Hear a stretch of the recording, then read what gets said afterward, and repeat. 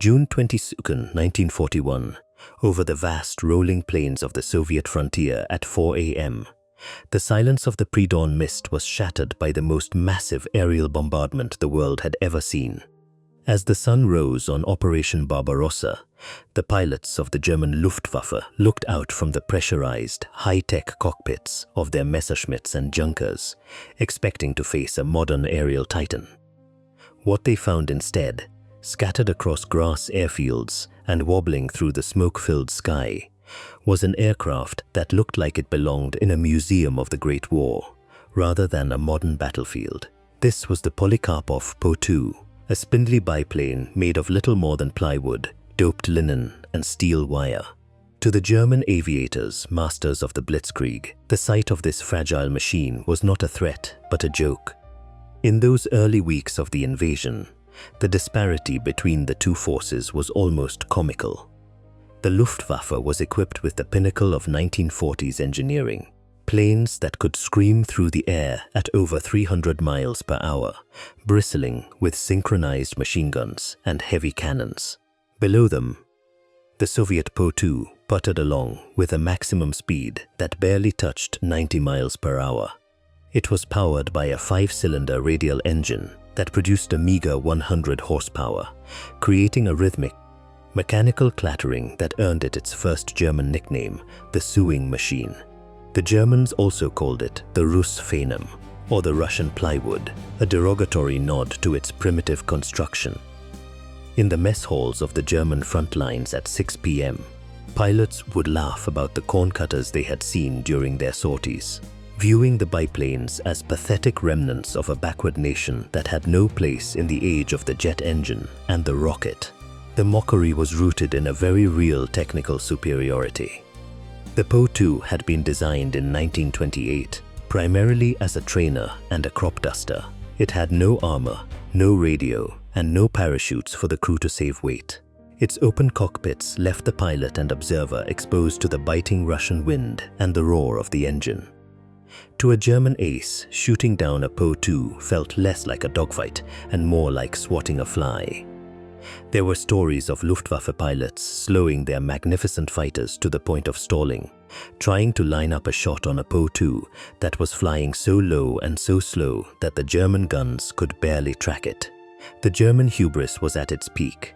They believed that the Soviet Union would collapse in weeks, and the presence of such anachronistic aircraft served as proof that the Red Air Force was a hollow shell. They saw the Po-2 as a symbol of an enemy that was fundamentally obsolete, a relic of the past trying to stand in the way of the future.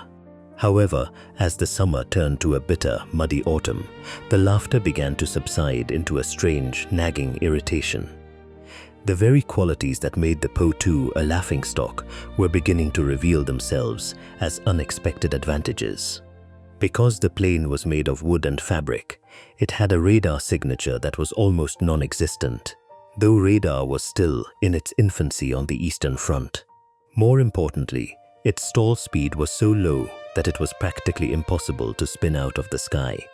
It could hedge-hop at altitudes of 10 or 20 feet, tucking itself behind tree lines and barns where the heavy, fast German fighters couldn't follow without risking a fatal crash into the earth. The Germans began to realize that hitting a target that flew slower than they could safely glide was a frustrating, dangerous task. The anachronism was not just a piece of machinery. It was a psychological weapon in the making. The Germans had spent years perfecting a doctrine of speed and overwhelming force. But they had no playbook for an enemy that moved with the agility of a dragonfly and the persistence of a mosquito. By late 1941, the mockery had turned into a grudging acknowledgement of the plane's presence, though the true terror of the sewing machine was yet to be unleashed. The Germans still saw themselves as the hunters, but the quiet, rhythmic clatter of the Po-2 engine was starting to become a sound that signaled something other than an easy kill. In the grand theater of war, we often look to the most advanced technology as the ultimate decider of fate, yet history frequently reminds us that the most humble tools can be the most resilient. The Polikarpov Po-2 serves as a poignant reminder that brilliance is not always found in speed or steel, but in the ability to yaw when the world expects you to break. It stands as a legacy of the underdog, a testament to the idea that no matter how much a machine is mocked or dismissed, the spirit of those who fly it can turn plywood into a shield and a sewing machine into a sword. The Germans laughed at the anachronism because they saw only its flaws, failing to realize that in the hands of a determined defer, even a relic can rewrite the rules of war. October 1941. The Kremlin in Moscow was a place of suffocating tension as the German Wehrmacht pushed toward the heart of the Soviet Union. With the front lines crumbling and the Red Air Force decimated on the ground, the Soviet leadership was forced to look toward the unconventional.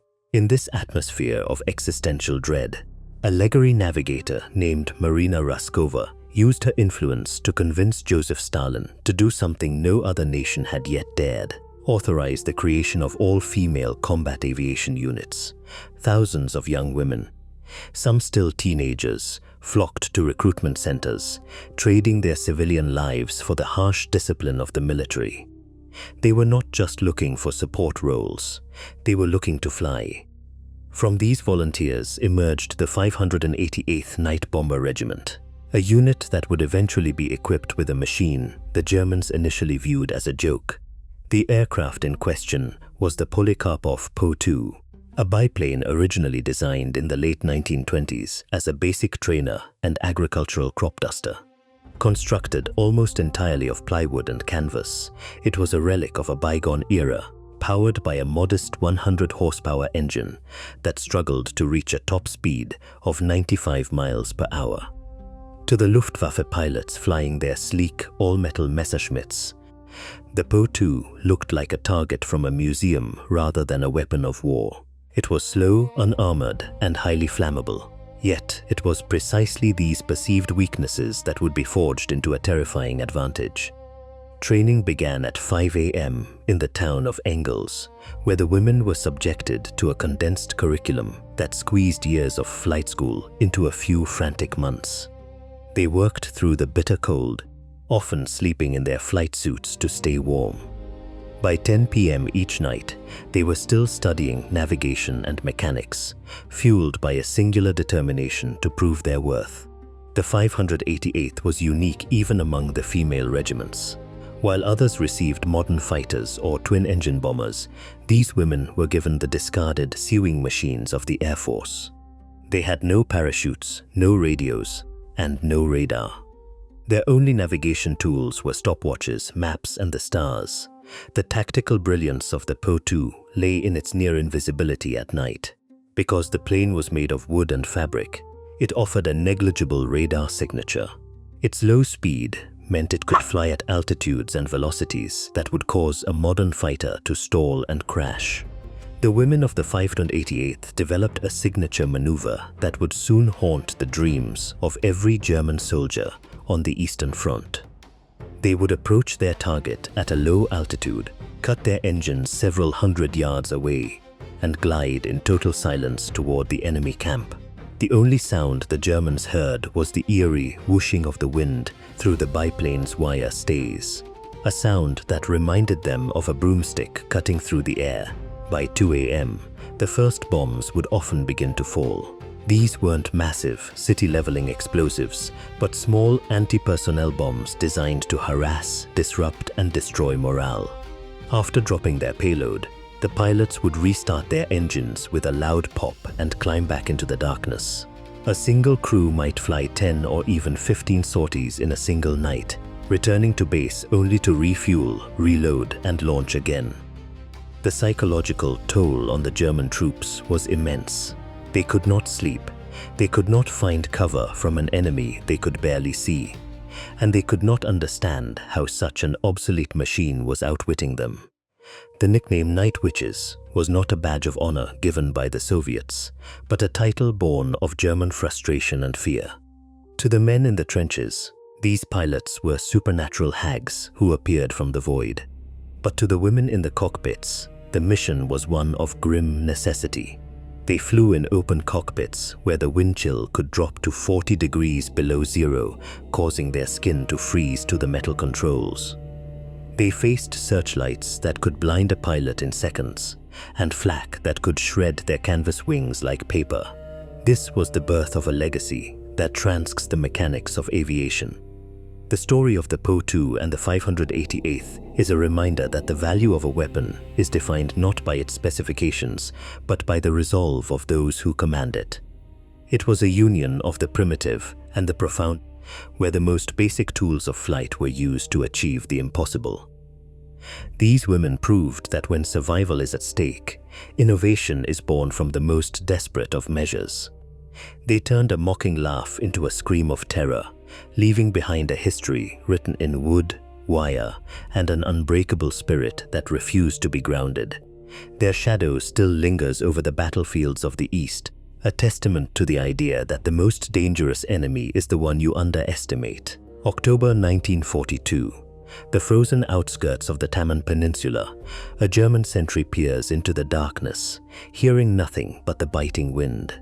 He has no way of knowing that a wooden ghost is already overhead, gliding silently through the freezing mist. The Polikarpov Po-2 was a relic by modern standards, a biplane made of little more than plywood and stretched canvas. Yet, in the hands of the 588th Night Bomber Regiment, this fragility became its greatest asset. While the Luftwaffe boasted the high-performance Messerschmitts and Junkers, their advanced radar systems struggled to track the Po-2. Because the aircraft was constructed almost entirely of non-metallic materials, it possessed a primitive but effective stealth capability. Radio waves from early German radar simply passed through the fabric skins or were absorbed by the wood, leaving the screens of the operators blank and silent. The true terror began when the pilots reached the outskirts of their targets. At precisely 11 p.m., a pilot would pull back the throttle, cutting the engine to a low idle or switching it off entirely.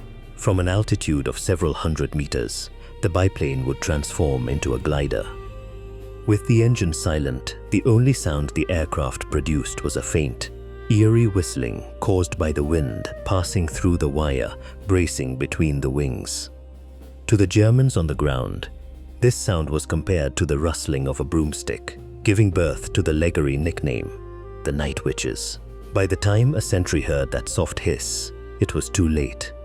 The bombs, often hung from the wings because the aircraft had no internal bays, were already on their way down. This was not strategic bombing designed to level cities. It was psychological attrition. At 2:15 a.m., as German soldiers tried to find a few hours of reprieve from the brutal Eastern Front, a sudden explosion would rip through their encampment. Then silence. 10 minutes later, another blast. The Po-2s flew in relays, sometimes making 18 sorties in a single night. They targeted kitchens, fuel depots, and barracks. They made it impossible for the invaders to rest. The Germans were so frustrated by these invisible harassments that they offered the Iron Cross to any pilot who could bring one down. Yet, the Po-2 was a difficult target. It flew so slowly that the stall speed of a German fighter was higher than the top speed of the biplane. When a Messerschmitt tried to engage, the Soviet pilot would simply turn on a dime or fly into a tight circle, forcing the faster German plane to overshoot or stall out in the attempt to track them. The simplicity of the design allowed for rapid field repairs. If a Po-2 was riddled with machine gun fire, the ground crews would simply patch the holes with fabric and glue, much like a tailor-made a coat. They didn't need specialized hangars or complex logistics. They operated from dirt strips and forest clearings, hidden from aerial reconnaissance by the very trees that had provided the wood for their planes. The pilots sat in open cockpits, exposed to the biting frost and the slipstream, navigating by the stars and the landmarks of the burning front. This marriage of basic engineering and daring skill turned a trainer aircraft into a weapon of existential dread. At 4 a.m., as the last of the biplanes returned to their hidden airfield, the psychological toll on the German lines remained. They were fighting an enemy they could not see on radar and could not hear until the moment of impact. This mastery of simplicity proved that the cutting edge of technology isn't always found in the most complex machines, but in the most innovative minds. As we look back at the history of aerial warfare, we often focus on the fastest jets and the most complex sensors. However, the story of the Po-2 reminds us that innovation is not always about more technology. Sometimes it is about the clever use of less. These pilots took an obsolete machine and used its very weaknesses to bypass the most sophisticated defenses of their era. They proved that the human spirit, when pushed to the edge of survival, can find a path through the dark using nothing but wood, wire, and sheer audacity. The legacy of the Night Witches isn't found in the ruins they left behind, but in the silence of the night sky. They taught the world that you should never mistake a lack of polish for a lack of lethality. Their shadow remains a warning to all who believe that superior technology is a guaranteed shield against a determined heart. In the quiet moments before dawn, the rustle of the wind still carries the memory of the women who flew into the teeth of the enemy, proving that even a ghost made of canvas can change the course of history. October 1942, the frozen outskirts of Stalingrad. To the weary soldiers of the German Wehrmacht, the onset of darkness was once a time to find cover, warmth, and perhaps a few hours of fitful sleep. But as the sun dipped below the horizon, a new and unsettling sound began to drift across the steppe. It was a rhythmic, chugging drone, more reminiscent of a domestic appliance than a weapon of war. The Germans quickly dubbed it the Nähmaschine, or the sewing machine, because of the peculiar clatter of its 5-cylinder engine. At first, the sound was met with derisive laughter. The veteran pilots of the Luftwaffe mocked the Polikarpov Po-2 as a plywood relic, a flying museum piece that had no business in a modern conflict. However, that mockery soon turned into a deep-seated systemic dread that would erode the mental stability of the German front lines for years to come. The psychological toll began with the unpredictability of the attacks. Unlike the massive, coordinated raids of the Western Allies, the Po-2 units practiced a relentless, individual form of harassment. A single biplane would appear over a camp at 1 a.m., drop a few small bombs, and vanish. Just as the soldiers began to settle back into their blankets, another would arrive at 1:45 a.m., followed by another at 3 a.m. This was not strategic bombing designed to level cities. It was psychological attrition designed to deny the enemy the one thing they needed most to survive the Eastern Front: rest. The Germans began to suffer from a condition they called Po-2 sickness, a state of chronic exhaustion and jumpiness that left them ineffective during the daylight hours when the real battles were fought. The true terror of the sewing machine lay in its silence.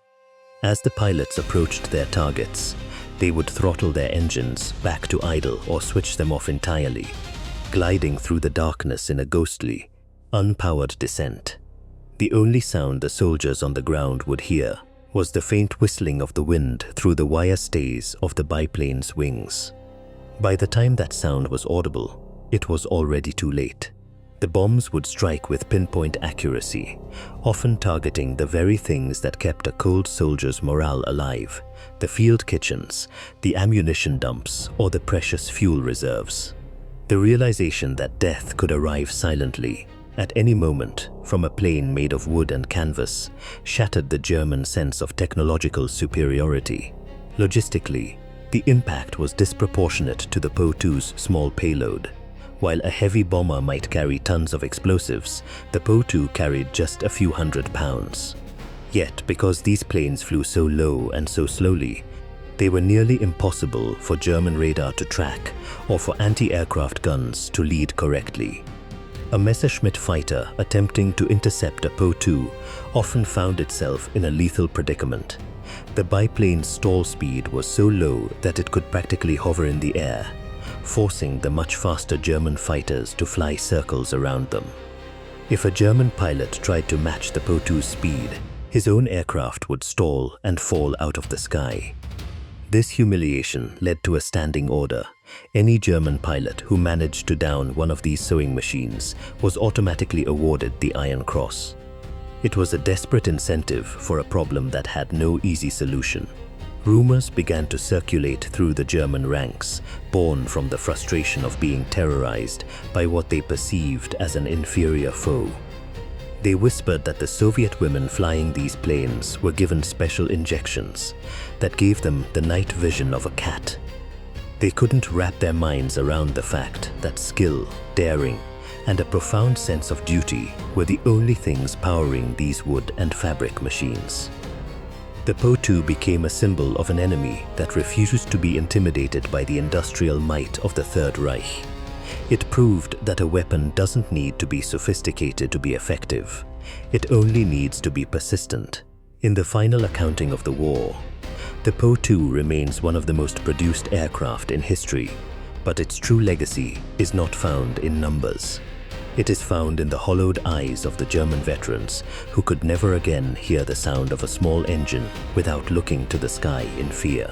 They learned the hard way that a determined heart, wrapped in a bit of canvas and wire, can be more terrifying than the most advanced jet. The sewing machines of the night did more than just drop bombs. They unraveled the very fabric of the invader's resolve, proving that in the darkness of war, the most humble tools can become the most legendary instruments of defiance. Even now, when we look back at the grand machines of the 20th century, it is the quiet, persistent rustle of the Po-2 that reminds us that the human spirit is the most formidable weapon of all. June 1942, near the winding banks of the Don River, a seasoned Luftwaffe pilot looked out from his cockpit and saw what he thought was a ghost from a previous century. It was not a sleek, metal-skinned fighter or a heavy-bellied bomber, but a rickety relic of wood and canvas that seemed to defy the very progression of modern aviation. The Polikarpov Po-2 was a biplane that looked like it belonged in a museum or a circus act, rather than the most violent theater of war in human history. To the German pilots, these aircraft were initially objects of ridicule, nicknamed sewing machines because of the rhythmic, clattering sound of their small 5-cylinder engines. They laughed at the sight of them, calling them plywood crates, and assuming they would be easy prey for the predatory Messerschmitts. But as the sun dipped below the horizon and the eastern front was swallowed by a thick, suffocating shadows, that laughter turned into a cold and biting frustration that would haunt the German high command until the very of the conflict. This was a deadly game of physics, a confrontation where the Luftwaffe's greatest strengths were systematically turned into its most glaring weaknesses. The pride of the German Air Force rested on speed, altitude, and the raw, unbridled power of the Daimler-Benz engines that propelled the Bf 109 to speeds exceeding 300 miles per hour. Yet, in the pitch-black sky, speed became a terrifying liability. The Po-2 had a maximum speed of barely 90 miles per hour, and its stall speed was so low that it could practically hover in a stiff breeze. When a German ace spotted a Soviet biplane at 2 a.m., he would bank his high-tech fighter for a diving pass, only to find himself trapped in a mathematical nightmare. To keep his guns on the target, the German pilot had to slow down. But the moment his airspeed dropped below 120 miles per hour, the sleek interceptor would lose lift and fall like a stone toward the Russian soil. The Soviet pilots, many of whom were the legendary women of the 588th Night Bomber Regiment, understood this discrepancy perfectly. They flew mere meters above the treetops, weaving through ravines and around forest groves, where the fast German fighters dared not follow for fear of a fatal collision with the earth. The frustration intensified as the Germans realized their advanced technology was failing them. The Po-2's construction of wood and fabric offered almost no radar signature, making these biplanes the accidental pioneers of stealth technology. German radar operators would squint at their screens, seeing nothing but ground clutter while the sewing machines droned overhead. Even the searchlight crews struggled to track them. At 3:15 a.m., a Soviet pilot would reach the approach to a German encampment and perform a maneuver that chilled the blood of the men below. She would cut her engine entirely, the clatter of the motor replaced by the haunting, ethereal hiss of the wind rushing through the wire wing struts. In total silence, the Po-2 would glide over the target, releasing its payload before the Germans even knew they were under attack. By the time the engine sputtered back to life for the return trip, the biplane was already vanishing into the darkness. For the German soldiers on the ground, the psychological toll was immense. They lived in a state of perpetual exhaustion, knowing that as soon as they tried to rest, the silent ghosts would return. It was a war of nerves where the most primitive technology was winning against the most disciplined army in the world. The Luftwaffe pilots, desperate to claim kills, began to push their machines to the breaking point, often resulting in accidental crashes as they tried to match the low-altitude agility of a plane made of sticks and glue. The legacy of the Po-2 is a profound reminder that technical superiority is never an absolute shield. It is a testament to the ingenuity of the human spirit, proving that when a pilot's resolve is ironclad, even a fragile assembly of wood and canvas can become an instrument of leg. The Night Witches did more than just drop bombs. They dismantled the myth of invincibility, haunting the dreams of an empire and proving that the most humble tools, when wielded with courage, can change the course of history.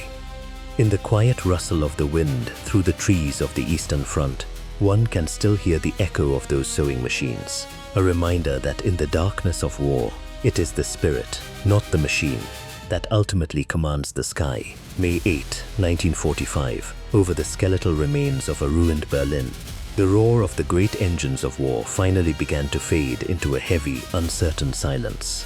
As the sun set at 8 p.m. on the first day of peace in Europe, the world began to tally the cost of a conflict that had redefined the limits of human cruelty and endurance. Among the wreckage of the most advanced military technology the world had ever seen, from jet-powered fighters to ballistic rockets, there stood the humble remains of the Polikarpov Po-2. This fragile assembly of spruce, plywood, and cotton fabric had not just survived the most brutal aerial campaign in history, it had thrived within it. The legacy of this aircraft is not found in its speed or its firepower, but in the profound realization that the human spirit is the ultimate force multiplier. The story of the Po-2 and the Night Witches is a permanent rebuke to the cult of technological superiority. Throughout the war, the German High Command believed that their industrial might and engineering genius would inevitably crush what they perceived as a primitive Soviet enemy. They looked at the biplane and saw a relic of the past, something to be mocked rather than feared. But by the time the clock struck 11 p.m. on any given night during the siege of Stalingrad or the drive toward the Reich, that mockery had turned into a paralyzing dread. The Germans learned a hard lesson that remains relevant today. An advanced weapon is only as effective as the environment it operates in and the morale of the person facing it. In the darkness, the Po-2 became the perfect asymmetrical weapon. Because it was made of wood and fabric, it was nearly invisible to the early radar systems of the era. Because it was so slow, it could maneuver in ways that would cause a modern Messerschmitt to stall and fall from the sky. The pilots used these perceived weaknesses as their greatest strengths. They flew so low that they could see the glowing cigarettes of German sentries, and they moved so quietly that their arrival was often only announced by the whistle of the wind through their wing struts. This was more than just a military tactic. It was a psychological assault. It stripped away the enemy's sense of security, proving that nowhere was safe, not even the deepest bunker or the most remote encampment. The legacy of these missions transcends the technicalities of aviation. It is a story about the democratization of courage. The women of the 588th Night Bomber Regiment faced institutional skepticism from their own side and a genocidal enemy on the other. They were often sent into the night at 2 a.m. in open cockpits with no parachutes, knowing that a single tracer bullet could turn their wooden plane into a funeral pyre. Yet, they flew thousands of sorties, dropping tons of explosives and even more psychological weight upon the invaders. They proved that grit, ingenuity, and a refusal to be intimidated can level the playing field against the most well-funded war machines in existence.